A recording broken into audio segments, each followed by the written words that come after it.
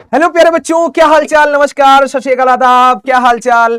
23 फरवरी को आपको गणित का पेपर है। बहुत सारे बच्चे ऐसे हैं जिनको डर लगता है, सर क्या पढ़ें क्या ना पढ़ें, सर 90 प्लस लाना है, 100 में 100 लाना है, भैया 95 लाना है, इतना लाना है उतना लाना है।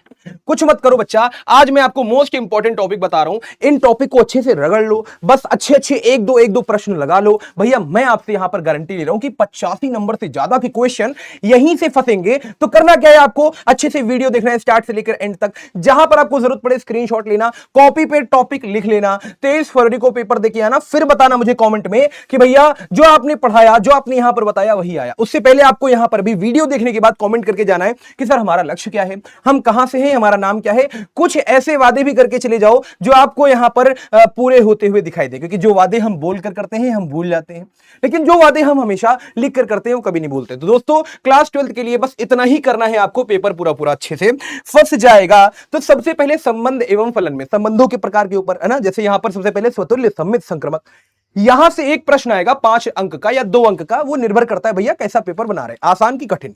अच्छा, तुल्यता संबंध में अगर हम देखें तो यहां पर जब तीनों संबंध आ जाएंगे तो तुल्यता हो जाएगा। एनसीईआरटी के अच्छे अच्छे प्रश्न हैं या फिर गत वर्षों के प्रश्न हैं, लगा लेना, तुल्यता संबंध आपको समझ में आ जाएगा। फिर उसके बाद एक एकी, बहु एक एकी, आच्छादक, अंतक्षेपी, यहां से प्रश्न आएंगे कि सिद्ध करो भैया ये आच्छादक, ये एक एकी, ये बहु एक एकी, आसान आसान से प्रश्न है। फलनों का संयोजन, यहां पर 1 अंक का प्रश्न आ सकता है। गत वर्षों को अगर हम देखें तो 2-3 सालों से प्रश्न पूछा जा रहा है। व्युत्क्रमणीय फलन, यहां पर एक प्रश्न ऐसा होगा कि आपको फलन दिया होगा, फलन से कहेंगे भैया इसका जरा व्युत्क्रम निकाल के दिखाओ। व्युत्क्रम क्या संभव है इसका, ये हमें बता के दिखाओ। तो व्युत्क्रम कब संभव होता है, जब वो फलन एक एकी के साथ साथ आच्छादक भी हो जाए। अरे हाना बोलना पड़ेगा यार। थोड़ा सा आगे चलते हैं, पाठ नंबर 2 में यहां पर प्रांत, परिसर और गुणधर्म के ऊपर प्रश्न पूछे जाते हैं, है ना।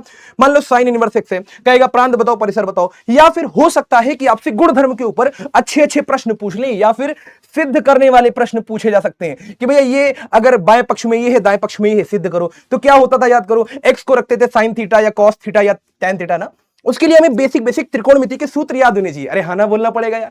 दूसरा पाठ है अच्छे से पक्का हो गया। फिर तीसरा पाठ है आव्यूह। आव्यूह में 2 आव्यूह देंगे, या तो योग पूछेंगे या तो अंतर पूछेंगे, या फिर उनका गुणा भी हो सकता है। तो आव्यूह से आव्यूह का गुणा भी पूछ सकते हैं, या शर्त पूछ सकते हैं कि भैया ए बी कब संभव है। तो आप जानते हो ए बी कब संभव होगा, जब ए की पंक्तियां बी के स्तंभों के बराबर हो जाए। मैंने गलत बोल दिया क्या, अरे यार ए बी कब संभव होगा, जब ए का स्तंभ बी की पंक्तियां बराबर हो जाए। तो गलती मत करना, 1 अंक का या 2 अंक का प्रश्न पूछा जा सकता है। अच्छा, किसी अदिश का गुणा भी करा सकते हैं ना, बहुत सारे बेसिक बेसिक से प्रश्न आ सकते हैं, आप देख लीजिएगा।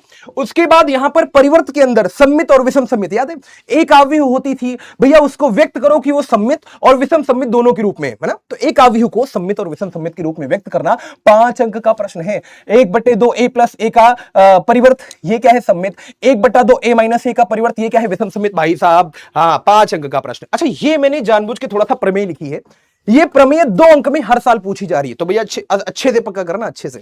अच्छा, यहां पर सिद्ध करने वाले प्रश्न होते हैं कि आव्यूह दे दी, कैसे सिद्ध करो भैया, a square minus 5 plus 7i बराबर o होता है, सिद्ध करो।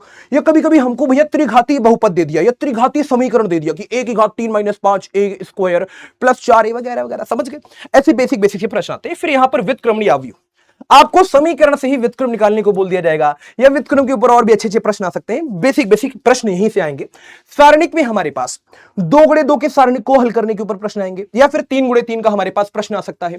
त्रिभुज का क्षेत्रफल बहुत अच्छा अनुप्रयोग है यहां पर, या फिर हमारे पास 2 बिंदु संरेखीय हो गए या 3 बिंदु संरेखीय हो गए, तो वहां से प्रश्न आ सकता है। फिर उसके बाद उप सारणिक क्या होता है, सहगुणनखंड क्या होता है, वहां से प्रश्न आ जाएगा। एक्स वाई जेड का हल, याद है आव्यूह विधि के द्वारा।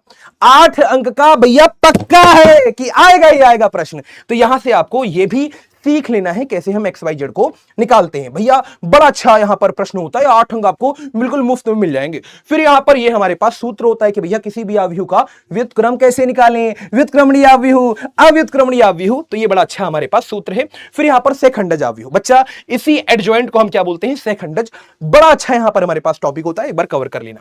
फिर यहां पर सातत्य अवकलनीयता, बहुत प्यारा चैप्टर है हमारे पास, तो सिद्ध करने वाले प्रश्न आएंगे, बिंदु दिया होगा उस पर जांच करने वाले प्रश्न आएंगे।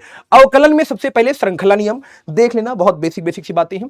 मूलभूत सूत्र पढ़ लेना अच्छे से। बहुत भाई साहब मैं आपको बताऊं ना, कभी कभी ऐसा होता है ना, बहुत हल्का सा प्रश्न देंगे, कहेंगे भैया इसका हमें अवकलन बताओ, तो मूलभूत सूत्रों पर जरूर ध्यान देना। फिर उसके बाद प्रतिलोम त्रिकोणमितीय फलन, भाई साहब इस पर प्रश्न आता ही आता है, आपको रखना पड़ेगा एक्स को tan थीटा वगैरह वगैरह, आराम से प्रश्न हो जाएगा। फिर प्राचलिक फलनों का अवकलन, फिर हमारे पास अनंत श्रेणियों का अवकलन, फिर हमारे पास लघुगणकीय विभेदन, फिर सिद्ध करने वाले प्रश्न। अगर बात करें अवकलज के अनुप्रयोग में, है ना, यहां अवकलन लिखा है, आप समझो अवकलज के अनुप्रयोग। तो भैया राशियों में परिवर्तन की दर, वर्धमान एवं ह्रासमान फलन। उसके बाद यहां पर देखें तो उच्चिष्ट और निम्निष्ट के प्रश्न आते ही आते हैं। लॉन्ग प्रश्न की बात करें तो 8 नंबर में एनसीईआरटी के 6.3 से प्रश्न फंसेगा, है ना, ये मेरा ऐसा मानना है। फिर उसके बाद समाकलन में हमारे पास निश्चित और अनिश्चित दो प्रकार के समाकलन। तो अनिश्चित में मूलभूत सूत्र याद कर लो, फंसेगा सवाल। प्रतिस्थापन याद कर लेना, आंशिक भिन्न और खंडशः समाकलन। मतलब ये सारे टॉपिक पढ़ लेना एक बार, कैसे कैसे बेसिक सी प्रश्न, एक नंबर के, दो नंबर के लगा लो। फिर मैं देखता हूं भाई साहब कितना कठिन प्रश्न पूछते हो, बेसिक से सवाल लगा लो। बात समझ में आ रही है। निश्चित समाकलन में सबसे पहले आपको प्रतिस्थापन विधि समझनी है ना, निम्न सीमा उच्च सीमा को हम कैसे परिवर्तित करें नए चर के हिसाब से, वो जरूर सीख लेना। और गुणधर्म याद कर लो, 0 से a f x dx बराबर क्या होता है भैया, 0 से a f a minus x फिर dx। बहुत अच्छा भैया, यहां पर हमारे पास गुणधर्म है, एक प्रश्न तो आएगा ही आएगा बच्चा। फिर उसके बाद अगर हम बात करें समाकलनों के अनुप्रयोग में भाई साहब क्षेत्रफल पर, भैया बेसिक से 5 अंक का प्रश्न आएगा। कहां से, वृत्त से दीर्घवृत्त, परवलय नाभिलंब, y बराबर sin x, y बराबर cos x, फंस जाएगा प्रश्न। मेरा ऐसा मानना है कि या तो दीर्घवृत्त या तो वृत्त, या इनमें से कहीं ना कहीं एक पर क्षेत्रफल के ऊपर प्रश्न आएगा 5 अंक का।